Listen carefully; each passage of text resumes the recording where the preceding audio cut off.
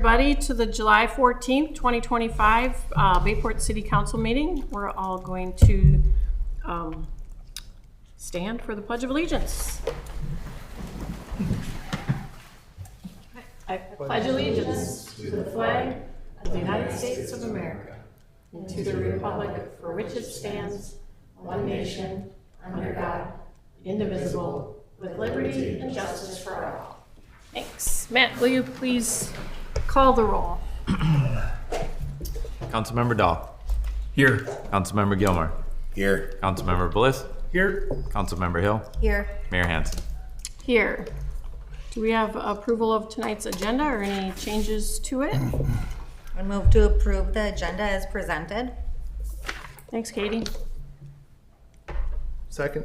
Thanks, Carl. All in favor? Aye. All right. Let's move on. There's no proclamations, etc.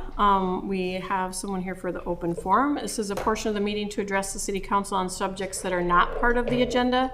City Council may take action or reply at the time of the statement or may give direction to staff regarding investigation of comments expressed. A total of 15 minutes is allotted for public comment during the open forum. And we do have one scheduled guest for the open forum, Mike Huntley from Youth Service Bureau. If you'd like to come on up and tell us what you know. Thank you. And I won't take 15 minutes. Okay, great. Good evening, Mayor, council members, and residents of Bayport. Thank you for inviting me to speak tonight about Youth Service Bureau. We appreciate your support. In fact, your support is necessary for our continued operations of our nonprofit organization.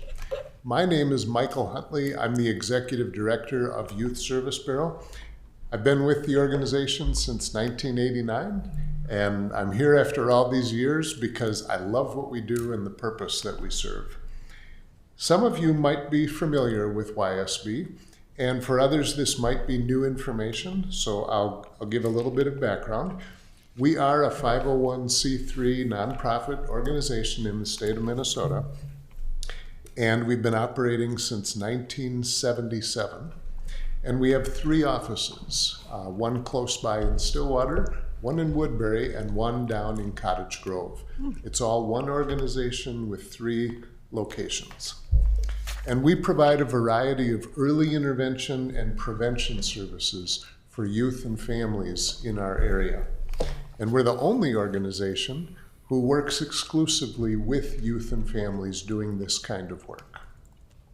Our services include diversion, family counseling, school-based chemical health support, youth and family education, and a military family support program that's been running for 10, maybe 11 years now. And we're in the process of expanding that. And we're not there yet, but we are in the process of expanding that to become a first responder family support program. So we'll keep the military component, but we're going to be adding law enforcement and firefighters and their families. Nice. And we have strong partnerships with the local schools and with law enforcement. The financial support that we receive helps us keep our fees very affordable as a nonprofit organization. And we have a generous sliding fee scale that's available for families who need that to access our services. It's one of the ways we can remove barriers to service. We also provide interpreter services to families who need that at no out-of-pocket cost to the family. In 2024, so the last full calendar year, we served 635 unduplicated youth and their families, and we delivered 3,920 hours of direct service to those youth and families. And that number does not include the public speaking presentations where we presented to just over 1,500 attendees. Here in the city of Bayport, to the best of our ability, because some people put down like a mailing address rather than their actual city address on the forms, we know that we served at least 6 Bayport youth and delivered 53 hours of direct service to those youth and their families. As a breakdown, 5 of those youth were attending our school-based chemical health support services, and 1 of those youth was attending therapy with their family. 2024 was an eventful year for us at YSB. We had some turnover, which added challenges to our ability to deliver services, and new staff also brings new energy and some new ideas, so it's kind of a double-edged sword. And in spite of the turnover, we continue to produce impressive results, and the quality of our services remains solid. We get a report card every year from Washington County, and these aren't our numbers, it's external numbers, and it's the highest it's ever been. I'm kind of excited about this. 94% of the kids who came through our diversion services in 2023 went through all of 2024 without getting re-involved with law enforcement. And that's the highest percentage we've ever had. So I'm proud of that. I'm excited about that. In our counseling services, we receive reports from 72% of parents who say that the situation that brought their family in for services was either resolved or made manageable. And that's our standard for success. Keeping things stabilized isn't a measure that we include in that. We're looking to really make a difference. And among the students who received our school-based chemical health support, 90% of those youth report that they can now use more healthy coping skills instead of substances to help reduce stress and deal with things that they're dealing with. So we're proud of the impact that we have, and that is the power of early intervention with youth. And we are asking the city of Bayport for $1,750 in 2026 in support of our services. That's a $50 increase from what we requested a year ago, and that's due to our rising operational costs. And we have submitted a purchase of services contract for your consideration. We appreciate your support. We appreciate the partnership, and we have a website. It's www.ysb.net, and it's easy to access. It has a lot more information than what I've provided. Feel free to check that out. And are there any questions that I might be able to respond to tonight? Mike, I have a question. Sure. So any of the state or federal cuts, have they affected any of your programming? So we have a grant that we get from the state of Minnesota. It's a relatively small grant. It doesn't come through federal funding, so they have reassured us that looks solid and stable, and in the recent legislative session, none of that fund that we access has been reduced or cut. So we're expecting to scratch by. But Matt, to finish your question, other than state or government funding, what we are finding is that grant makers and some of our donations are shrinking a bit. It's kind of an uncertain time, and at a time when we need funding the most to respond to the need, it's sort of reversed. There's a little bit of reluctance or hesitation in making those grants and donations. So every dollar that we're able to receive, I promise we put to good use. Do you, now would maybe be a good time to plug, is there like a big fundraiser or something that happens once a year, something you can plug to maybe get people stirred up and wanting to donate? So we do an annual fundraiser every year. It usually happens at the end of April, and we haven't secured the date quite yet. Sure. But we do an annual gala, and it's kind of a festive celebration of our accomplishments. We're going to try and do a better job of getting word out. In fact, part of our plan is to make sure that all the city councils know about it, and we'll ask if you can help spread the word through any announcements that you make. The next one won't be until April of 2026. Sure. However, if anybody would like to donate prior to that. On our website, we've made it very, very easy for people to make individual donations. They don't have to wait until our gala.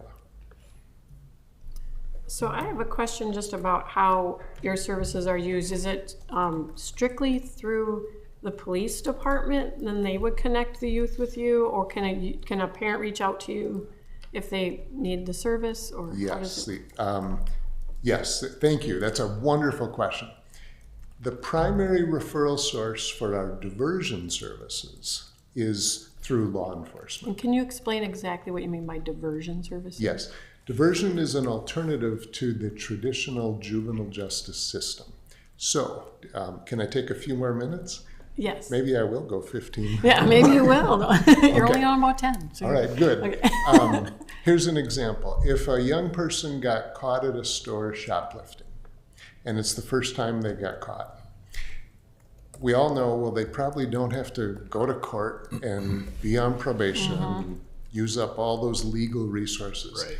That's where we would like the police, if they're called out to the store, to refer directly to Youth Service Bureau. We'll run the kid and a parent together through a diversion service. In that case, we do have a theft awareness program, and the young person might also do some community work service hours. The purpose of diversion is not to have kids walk away feeling bad. It's to help increase their awareness that they made a bad decision, but they can fix it. And they can still belong in the community. That's great. And that's where we get the 94%. That's a diversion measure, which we're really excited about. Yeah, wonderful. Thanks for explaining that. Any other questions? Thank you. Okay. And thanks for coming, and you're Yeah. in the consent agenda tonight, so Okay, we will approve that tonight. very good. Well, thank you so Yeah. much. We appreciate your support. All right, Absolutely. thanks. Thanks for visiting. Thank you. Anyone else here for something other than what's on the agenda? Even there's someone in the hallway. No? Okay, just checking. All right, so we'll move on to the consent agenda. We're going to consider a resolution adopting items 1 through 15. The June 2nd City Council workshop minutes, the regular minutes, from June 2nd, and then also the June 23rd City Council special meeting minutes, June payables and receipts, June building, plumbing, mechanical, and zoning permits report, the service contract with Youth Service Bureau, awarding a quote for ash tree removal and for ash tree replacement, hiring of Chris Jennings as a full-time fire chief, pay application number 2 from Dressel Contracting for the Point Road Culvert Replacement Project, Bayport Fire Relief Association approval of the SC25 form, special event application from Not Just a Bar and Cafe for a customer appreciation anniversary party on July 26th, temporary liquor license from the Stillwater Knights of Columbus for the Anderson picnic on August 9th at Lakeside,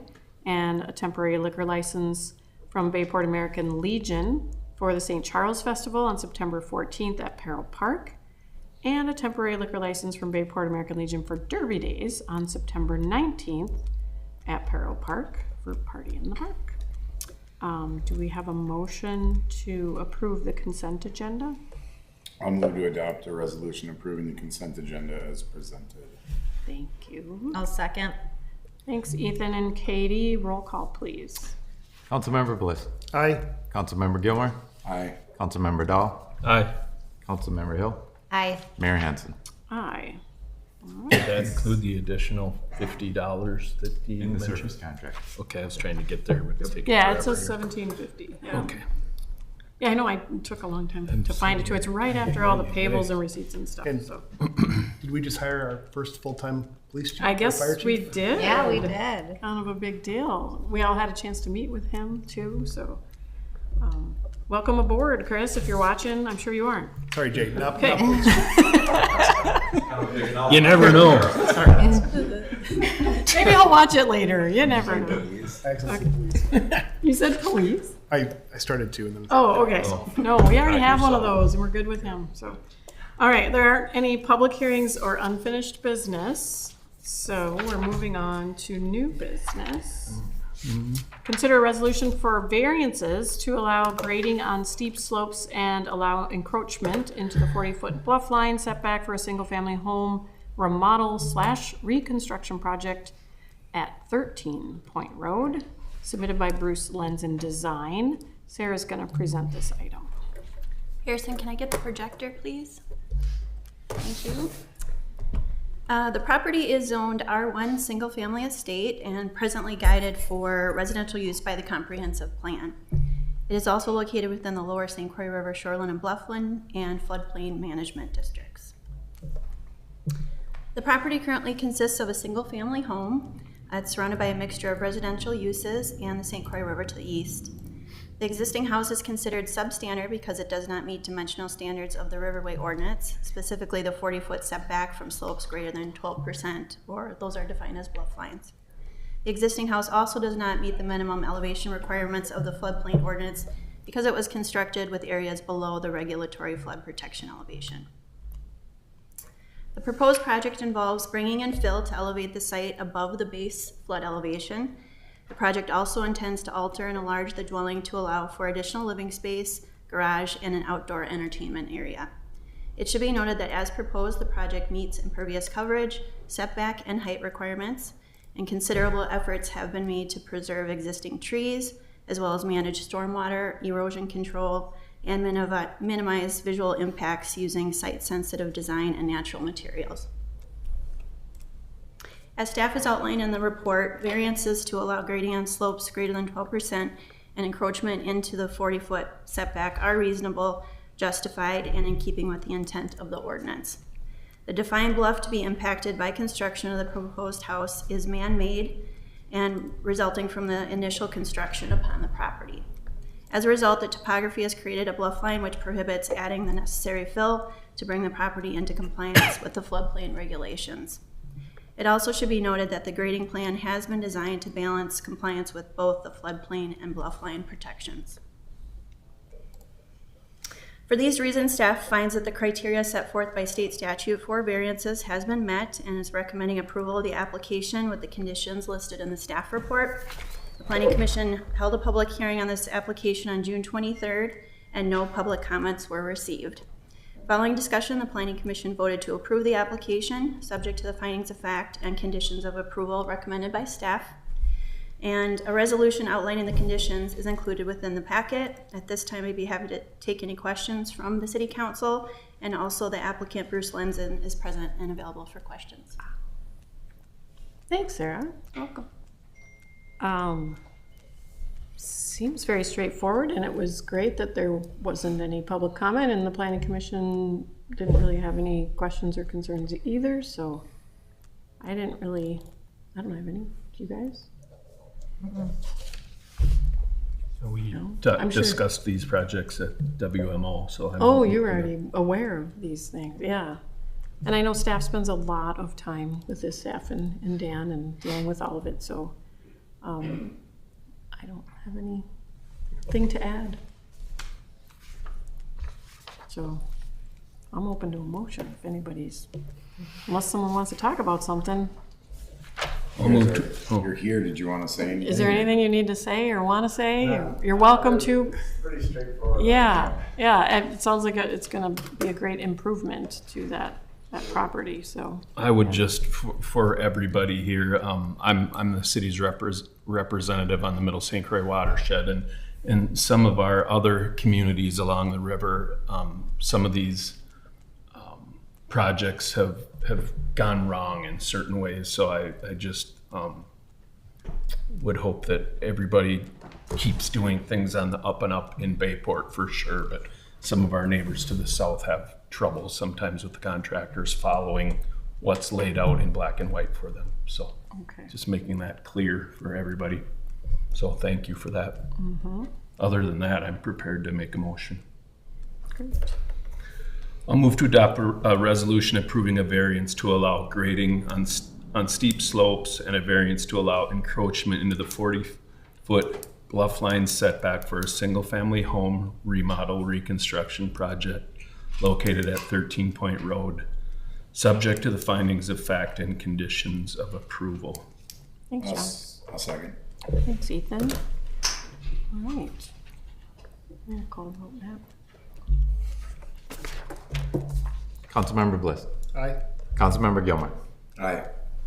Councilmember Dahl. Aye. Councilmember Hill. Aye. Mayor Hanna. Aye. Motion approved. Thanks for coming out. Good luck. These two are amazing.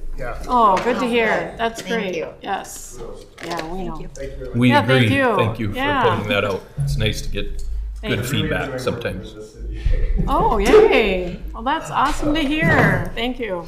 Thank you very much. Yeah, have a good evening. Take care.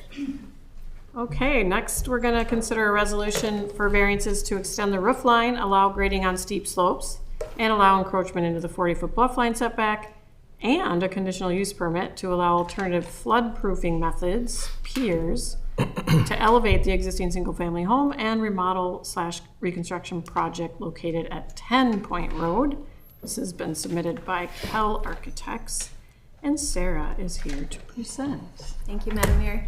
The property is zoned R1 Single Family Estate and presently guided for residential use by the comprehensive plan.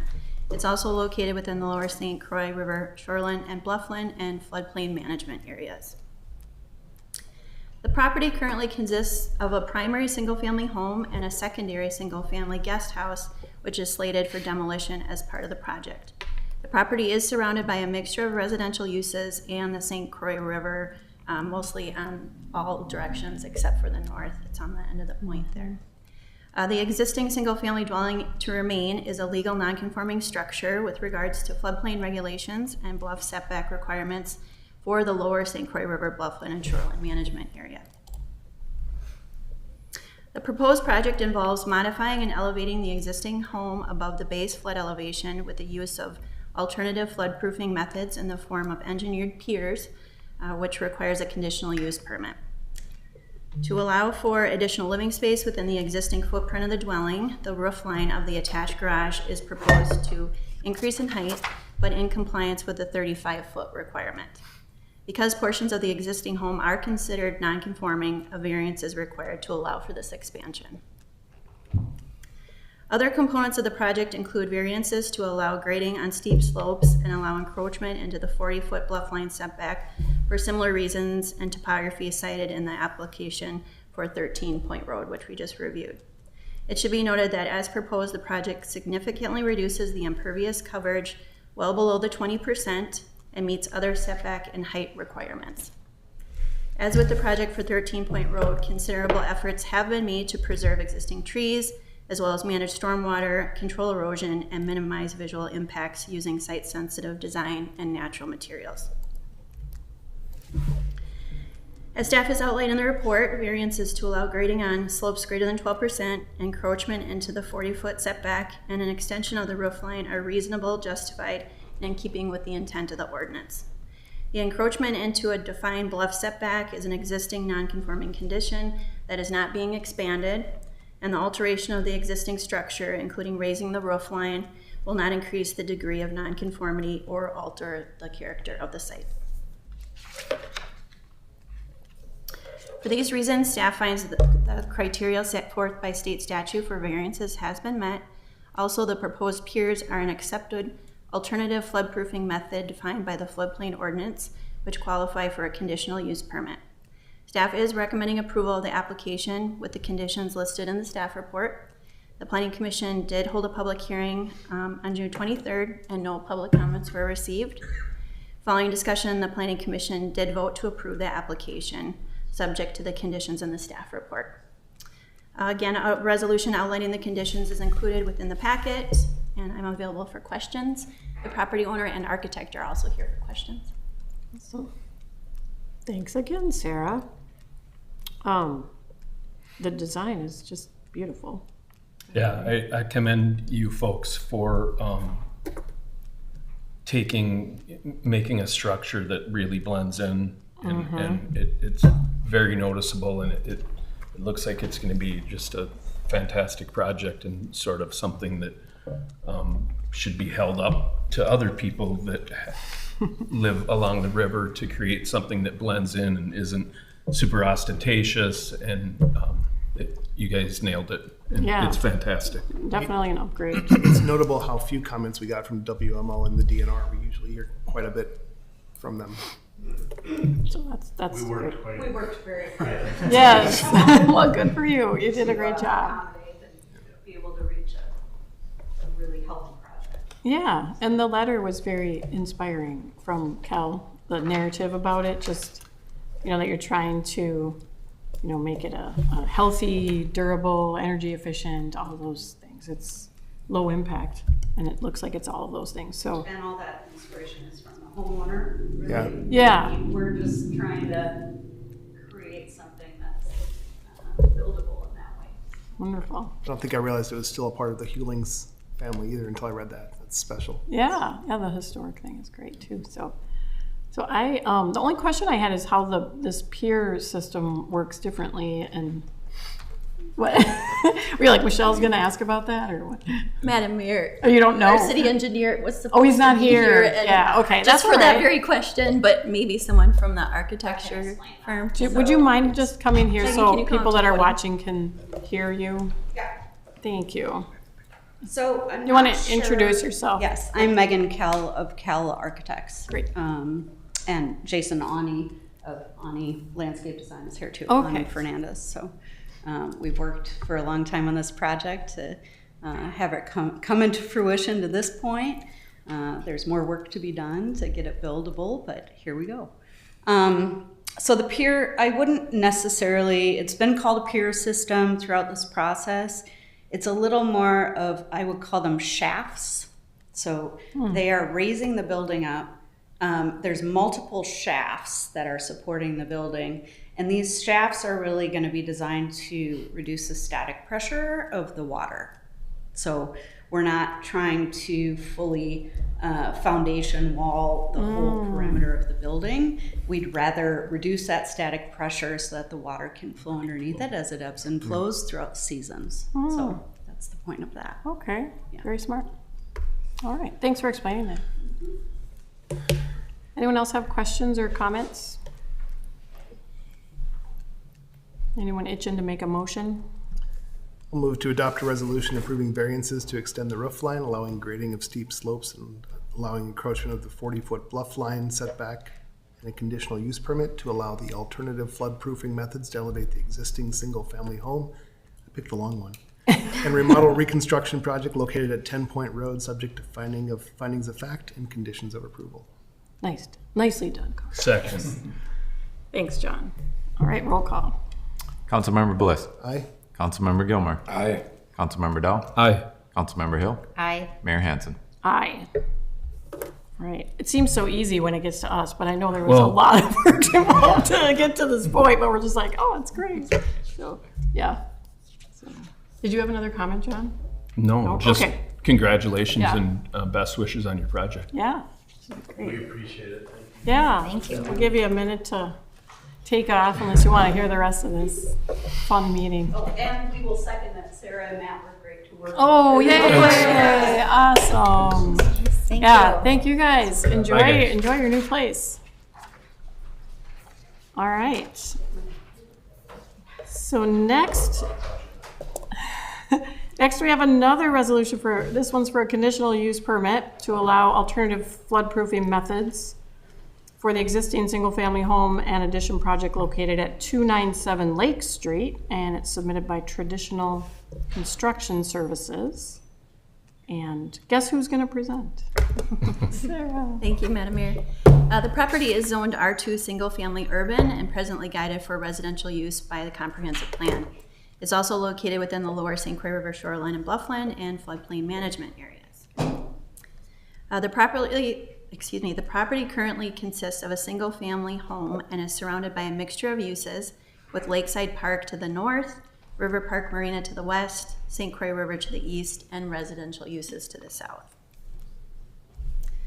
The proposed project involves removing the main level of the existing home and relocating it to a vacant lot elsewhere in the city.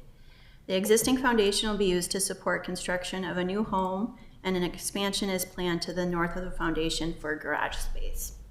To comply with the floodplain ordinance, alternative wet floodproofing methods in the form of flood vents are proposed for the basement storage area, which requires a conditional use permit. As proposed, the project complies with impervious coverage and meets setback and height requirements. It should be noted that a significant amount of concrete, bituminous, and gravel rubble will be removed from the site as part of this project, which results in a reduction of impervious by almost 10%. This will result also in significant improvement over the existing conditions and will help to mitigate sediment from entering the river from stormwater runoff. Staff is recommending approval of the application with the conditions listed in the staff report. The proposed wet floodproofing and flood vents are an accepted alternative floodproofing method defined by the floodplain ordinance, which qualifies for a conditional use permit. The Planning Commission held a public hearing on June 23rd and no public comments were received. Following discussion, the Planning Commission did vote to approve the application, subject to the findings of fact and conditions recommended by staff. Again, a resolution outlining the conditions is included with your packet, and I'd be happy to take any questions.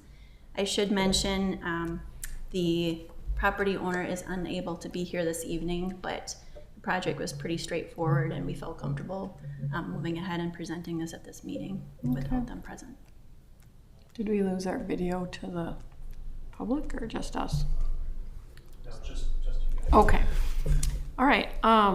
Thanks for giving us the overview, and we have everything in our packet.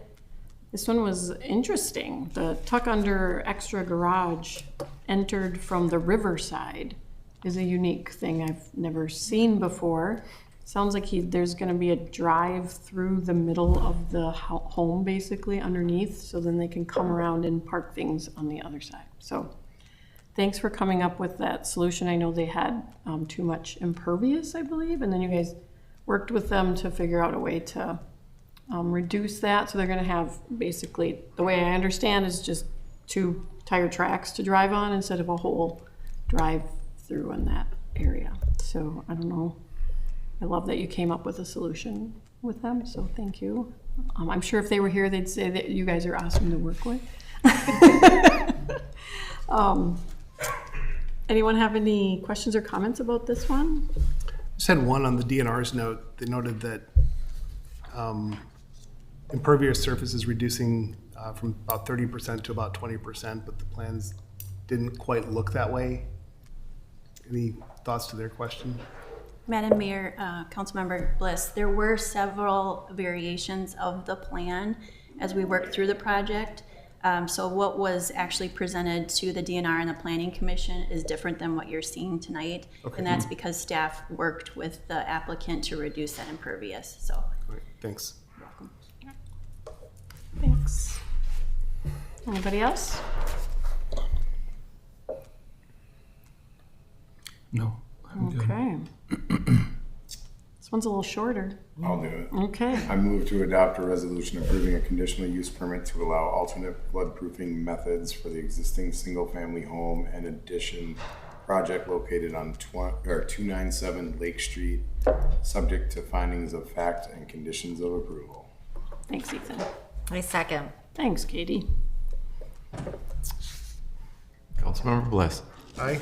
Councilmember Gilmore. Aye. Councilmember Dahl. Aye. Councilmember Hill. Aye. Mayor Hansen. Aye. Motion passes. All right. On to considering amendments to Appendix B zoning of the Bayport City Code. This one's related to impervious surface coverage regulations for recreational vehicles and travel trailers and permit fees for small bird / fowl. Oh, Sarah, again, please. Thank you, Madam Mayor. At the direction of the City Council, staff has drafted proposed amendments to Appendix B zoning of the Bayport City Code of Ordinances related to impervious surface coverage, recreational vehicles, and travel trailers. Staff is also proposing an amendment to permit fees for small birds and fowl, which has been drafted for consideration. The first amendments are to Section 301 definitions and 601 districts, which defines impervious surface, noting a 50% impervious surface credit for decks in the R2, R3, and B1 zoning districts, with the exception of properties located within the Riverway and floodplain overlay districts. Some of the projects that we included tonight would be included in those districts. And the properties that have been developed as plan unit developments, such as Inspiration, and or governed by a homeowners association, which may have more restrictive covenants on those impervious surface regulations.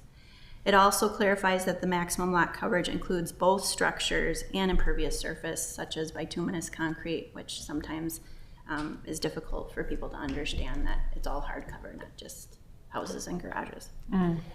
The second amendment is to Section 301 definitions and Section 731 recreational vehicle or trailer regulations. This defines recreation camping vehicle. It also defines recreation camping vehicle park and recreational vehicles themselves, which kind of follows along with the ordinance that was passed last month on golf carts and ATVs. There just needed to be a distinction between camping vehicles and other recreational vehicles. And it also clarifies regulations for quantity, location, duration, and permitted uses for recreation camping vehicles. Finally, the third amendment is to Section 729 livestock, and it's just to clarify fees for small bird and fowl permits. The fee is listed within that ordinance, and we want to move it to the fee schedule so it's easier to update and locate when needed. The Planning Commission reviewed the proposed ordinance amendments at the June 23rd meeting. No public comments were heard, and the Planning Commission recommended approval. Staff is also recommending approval, and we'd be happy to take any questions at this time. Great. So we got kind of 3 different things, I guess. The first one, I just was curious if you could easily define what the difference is between the R districts and why the R1, was it R1 is different? Or is it R, what? Oh, I can't remember which R it was. Madam Mayor, I recall the question that you like I said, the question. Unfortunately, I don't have a recent zoning map to put on the screen, but here on the wall, and other people at home might have difficulty seeing it, but the light yellow up in the corner is our only R1 district. And that's also included in the shoreline bluffland and the floodplain ordinance, which has a 20% maximum for impervious. So it's confusing to people when they read the ordinance and it says 35% coverage, right? But then you have to look in the riverway and floodplain to see it's actually 20%. So just to simplify the regulations, I thought since we were updating this section of the ordinance, it might be a good idea to do that. Perfect. I was wondering why, because I thought it had always been 20%. I'm like, why are we changing it now? But it's just that it said refer to that, and then you would know that it was actually 20. And so the light yellow is basically Point Road, like the Correct, whole point. and that's the only R1 district. Okay. The bright yellow is the R2, which is mostly what downtown is zoned. And then there's just a small section of that orange strip, which is zoned R3 at this point for future development. Okay. Oh, B1 also this applies to, which would be the pink parcels in pink identified on the zoning map as well. Good. So it's low impact office use basically, and the prison site. Okay. Well, I appreciate you're doing it. I know we talked a long time ago about trying to be a little more flexible with our impervious surface calculations and how we thought decks it didn't really seem fair to count them as 100% impervious when obviously they're not. So I appreciate your looking at this, coming up with some good wording and working through all of that. And then of course the other stuff is pretty much just kind of cleaning things up, right, based on recreational vehicles. And then the livestock one is just like a no-brainer. Of course, we don't want to put fees in the actual ordinances anymore. So does anyone have questions or concerns or comments? I know that in both an application letter we received tonight and the school project, there was a question about impervious, is that the right word? Pavements. Oh, yeah. Does this leave anything open for that, or is that just not addressed at all? Madam Mayor, Councilmember Bliss, we did discuss that internally as staff, and I guess our thoughts were that system is just not advanced enough yet to take away the maintenance responsibilities on the property owner and truly make it pervious long term. There may be a potential to add that as a credit in the future, but I know other communities, and I think our city engineer commented maybe at the Planning Commission last month that it's not really recognized or credited in other communities or by the watershed at this point. Thanks. You're welcome. So I don't know if everyone heard Carl's question, but it was about like pervious pavers that you can, and I think we actually allowed the school district to use some of that for their, For a very small part. yeah, a small part of their parking lot, but they have the equipment to actually manage it. So that's why we let that count, I basically. think we as- were just within a few percentage points without that. Yeah. So, good question though. Thanks, Carl. These are good cleanup items, and Yep. I think it's a fourth no-brainer today. I'm ready to make a motion unless Okay. anybody else has something. Yeah. Anything from Planning Commission that you No, need to add or everyone's anything? Okay. talked about it. All right, good. Go for it. I'll move to adopt amendments to Appendix B, zoning of the Bayport City Code of Ordinances related to impervious surface coverage, regulations for recreational vehicles and travel trailers, and permit fees for small bird fowl as presented. I second. All right, thanks, John and Katie. Councilmember Bliss. Aye. Councilmember Gilmore. Aye. Councilmember Dahl. Aye. Councilmember Hill. Aye. Mayor Hansen. Aye, motion passes again. Now let's move on to considering amendments to Appendix D, the fee schedule in the Code of Ordinances. And Matt's gonna present, says. I'm only presenting because Sarah didn't want all of them. Which is true. He did the whole workshop. Does Well, she not owe you all lunch of the now public or works something? part, yeah. She did give me the smallest one though. So, again, this one is pretty straightforward, just updating the fee schedule on two of them for what happened tonight or the previous night or previous month, and then the permit right-of-way excavation. So for the animals, up to 4 animals per property, previously that was in the actual zoning ordinance. We moved it to the fee schedule. The golf cart, it was decided on $50 per year, so that's being added. We've actually had people coming in already and asking for, what do I need to do to register my golf cart? So it's definitely making its way around. So, and then the permit for right-of-way. So in Bayport and most other cities, we charge like utility companies and people who need to use our right-of-way, Xcel Energy, for the use of it. Well, not the use of it, but the ability to put stuff there. So we charge them an amount and then a fee for an inspection. So before these were separated out, it's just one more item to check off the box. We just combine them. So ease of use on our end. Okay. With that, stand for questions. Straightforward, I guess. A lot of small bird and fowl here. Well, it used to just, you used to only get to have 2. chickens, I suppose. You paid $25 for up to 2, and now it's up to 4. It's a bargain. Yeah, I like that. Okay, it all makes sense to me. All right, I'll move to adopt amendments to Appendix D fee schedule of the Bayport City Code of Ordinances. Second. Thank you, guys, Ethan and Carl. All right, one more roll call. Councilmember Gilmore. Aye. Councilmember Bliss. Aye. Councilmember Dahl. Aye. Councilmember Hill. Aye. Mayor Hansen. Aye, motion passes. Air conditioning. All right, city council liaison reports. Katie, you want to start? Yeah, so BCAL did not have one last month. It's coming up on Thursday this week that I'll go to. And then the Planning Commission, which most of them we talked about already. There was no one that spoke at the public hearing for any of the homes or the ordinances that we changed. The only one that we didn't hear of was Bay Haven, and they talked about their development. They have a new person that's doing the apartments. It's At Home Apartment. They're the developer, builder, and the project or the property manager, so they do it all. It will be about 70 units in that apartment building. studio, 1 bedroom and 2 bedroom. And the parking is still gonna be the same, so they have a new person from what we saw the last time that they got it. Somebody. The only concerns that planning commission had with Bay Haven was really the traffic for everybody going in and out only on one street.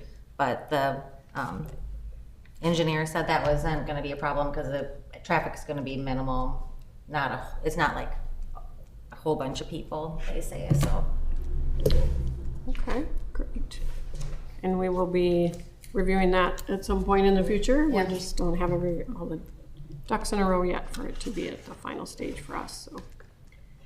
Thank you. John, did Watershed meet and you had all those things to look we at? met, and you guys saw the result of a good portion of our meeting last month. All about Bayport last month? Yeah, there was a handful of problems that happened to our neighbors to the south, that these people come in with this equipment and, you know, when the only tool you have is a hammer, everything looks like a nail, and they get being aggressive with these big pieces of equipment and they do irreversible damage. So I guess what I would say is, if people have questions on these projects going on, you know, reach out to the city, and it's people seeing things that are how these things get reported. And Right, because we're not down there monitoring them every day, but Right. the neighbors can see what's happening. hopefully people are, you know,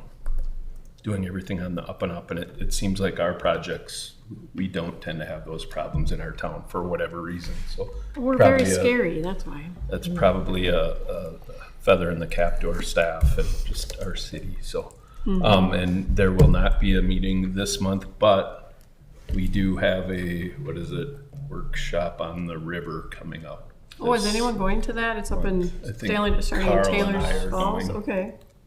So we have that. I think it's the 28th. Carl, 30th, I think. 30th. Sound right? Yeah, Okay. awesome. Great, I'm glad a couple of you are able to go. It'll get worked out for me this time. It is the 30th. Yep. 30th at 5:30 in Taylor's Falls. Have fun. It's always interesting. Yeah. Right, Ethan and the Cable Commission. The Cable Commission did not meet, but I do have a little bit to report. They had a massive flood in the new building. They had some sort of water line break, and the fire department was out there. They had to like break holes in the wall, the foundation to get to drain. I mean, it was a pretty big nightmare. So I haven't heard anything else beyond that.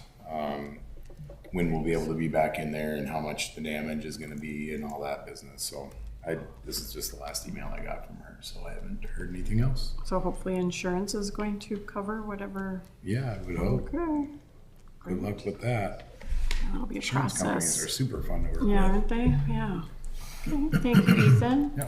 And Carl, you've got the Lake Elmo Advisory, Mhm, the Lake Elmo airport. Airport Advisory Commission. Yeah, we met. It's a group that's made up of half airport users, half local municipalities, and during that time they give an airport representative a chance to present what they're doing, but and then a city representative or a community representative to present what's going on. And we had Commissioner Cox actually presented some nice. capital improvement plan information that kind of affects the airport, but some of it was notable, and it'll affect us as we commute as well, including 2026, 2027, Lake Elmo Avenue and 36, and some construction that we'll all experience over the next few years. So, Oh yeah, they're putting Lake Elmo Avenue under 36, believe so. basically. yeah, that's right. Or over. Underpass, I think that one's an underpass. And then noise complaints continue to be an issue from a small number of properties around the airport, but many from a small number of properties around So the that airport. hasn't changed? No. Okay. All right, thank you, Carl. Let's see, we were, I think, were all of us at the ice cream social? That was a long time ago. You couldn't make it because of the night job you have, but, so thank you all. That was way back in the beginning of June, but we haven't had a meeting since then, I don't think. I think it was the next night or something. We were Yeah. gonna go do the ice cream, but that was really fun, and thank you all for being there. Bayport Committee actually invited us to go scoop ice cream, and I swear I had the hardest one. I know you guys think I'm crazy, but I also had the chance to attend Mayor McComber's funeral. It was very nice. That was on the 6th. I guess our fire department, I don't know if PD was there too, but they participated in a drive. They drove her through Oak Park Heights after, which was really sweet. Escorted her through. So, let's see. I went to Regional Council of Mayors twice since we last met. On the 9th of June, it was about water conservation and how cities can help and encourage less water use. And interesting to hear how some of the larger cities have systems where like they can literally alert someone if their bill, if they're like racking up a bill. Like they'll get a phone call or an email and say, you know, your water bill is running high. I think we just do it all sort of manually. Someone calls and says, why is my water bill so high? And they go, well, you probably have a leak, right? But yeah, and just thinking about how water really needs to be thought of as a more precious resource than I think we do. So Matt and I talked a little bit about how we can do better at that, but I think we've been making strides in reducing our water use, especially watering lawns. Went to the fire relief on the 9th. We approved that documentation in our consent agenda tonight, so there's a lot of talk about that at that meeting, but really not much else. Matt and I also had a chance to meet with the fire advisory group. So that's the representatives from the other communities where we offer fire services.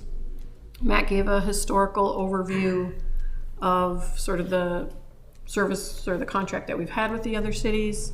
He also looked at, he sent us all the past feasibility studies and things that they've done about projects or about like having a contract or joint powers or all the different things. So there was 2 or 3 different reports. He didn't go over all of that, but we sent that.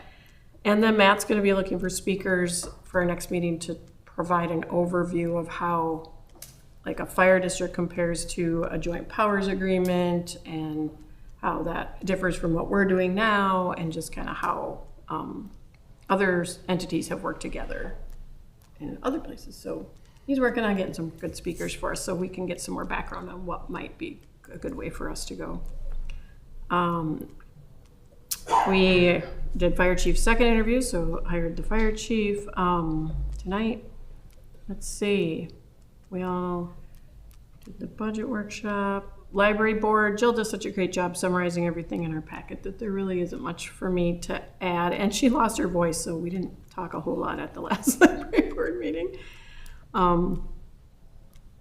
Let's see. I met with County Commissioner Bethany Cox. She's been great about just being involved. And I don't know if you guys saw, she had a letter to the editor in the Gazette just I think today or yesterday, just kind of saying how great it's been these first 6 months to learn. And she is really good about that, just reaching out and making sure she knows what's going on in all of her cities. So Matt and I had fun meeting with a resident about chemical use on city property, and we're doing the best we can to keep reducing all the herbicides and all of that we can. I know a few years back we tested it out in a few small areas, and Matt said things are going pretty well there, so we might expand that reduction of chemical use into more areas.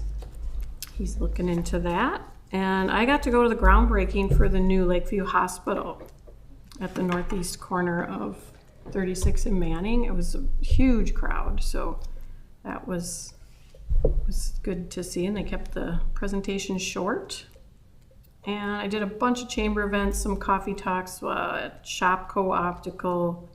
We did a ride to end Alzheimer's ribbon cutting. They're doing that in Stillwater this year. They used to do it in like Maple Grove, so that was a big deal. A-team meeting, which is the ambassadors, so I'm an ambassador to the chamber. Mi Pueblo had a ribbon cutting, cute little Mexican restaurant over the strip mall, kind of by, Target, like over that. I have to drive through the Holiday gas station to get to that little strip mall. Yeah. That strip mall.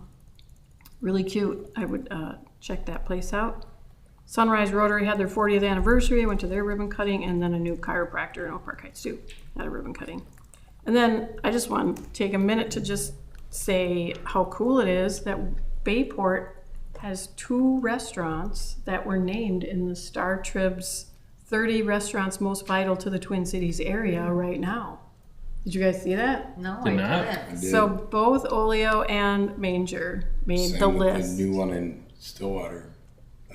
Oh, really? I'm not talking about that. No, I'm just kidding. We just were talking about Oak Park Heights. and I know. I do all that stuff. Just, you know why I go? Because there's people there, and I get a chance to say what's going on in Bayport, and come on down to Bayport. So that's my reason for doing all Well those. deserved. Both of those restaurants are absolutely amazing. They are, It's yes. ridiculous that we have 2 restaurants of that caliber I in this know. town. We are so fortunate. Yeah. So, yeah. I just wanted to give them a shout out. I told Riley, one of the owners of Oleo, I'm like, I feel like a proud mom. I'm like, you guys, it's so awesome. So, yeah. So, that's it. Staff reports. In the interest of time, we should just skip them. Sarah doesn't want to talk. So. We get done. We've been here so We long. can get done in under an hour. Is that a Jay, motion did you have to something adjourn? quick to say about safety camp? Oh, yeah. Okay. Take your time. Yeah, well, the That fire was chief's teasing. not Three here. minutes. We only The have. only one here, so I feel like I I know. have extra time. To answer your question, Mayor, Mary McCormer's funeral, we assisted with the traffic control. Oh, you did? So we Yeah, blocked off okay. intersections at the request of Oh, our Heights thank police you. chief. So we were there, just not so much in the actual escort. So Yeah. couple of things to put out there. The speed sign is out currently. If you would like it in your neighborhood, shoot me an email, and we will add you to the list. Right now, we only have 1 person on that list currently, so we will be, I think it was pulled back tonight and is charging, and we'll probably have it out the next couple of days, but we'd like to get it out wherever the citizens would like to see it. Do keep in mind that the location that the speed trailer is at is not always where the speeders are going to be, meaning sometimes the sign is 2 or 3 blocks away because we want to get the speeders that are going by your house. And so in order for the speed trailer to pick it up, it's not usually parked directly in front of your house. So just keep that in mind. So sometimes the location will seem a little unusual, but we do take into account things like why it's parked next to a stop sign is because we're actually looking at the traffic to the north or the south of the stop sign. So, a couple other things, we did a couple of escorts for the lacrosse girls state send-off. We did the Girl Scouts first aid badge. Officer Lepowski helped them with that. Oh, fun. The big thing is we are in the middle of safety camp right now, so today was very successful, very warm. We had to make a trip to Public Works and the fire hall, the old fire hall, to borrow some fans, but we made it work. Went very well today. Hopefully just as good tomorrow. Looking like the weather's going to cooperate, so that would help as well. Night to Night is August 5th. We are currently accepting donations. If anybody has some raffle items that they want to donate to us to raffle off that night, we'll be hitting it out. Officer Lepowski and Officer Teskey will be kind of knocking on some doors this week and next week to try and solicit some donations for our event. So hopefully everyone will come out and say hello. I will stand for questions. Thank you. You're free to go. Thank you. So are we. All right, Madam Mayor, both Sarah and I will yield to questions. Pretty much all our stuff had been covered tonight. Okay. Does anyone have any questions, or would you like to make a motion? Move to adjourn. Second. All right. Thanks. All in favor? Just under. I All right. Woohoo, 1 hour. did it in 1 hour. We're adjourned. Before the bells were done. That is impressive.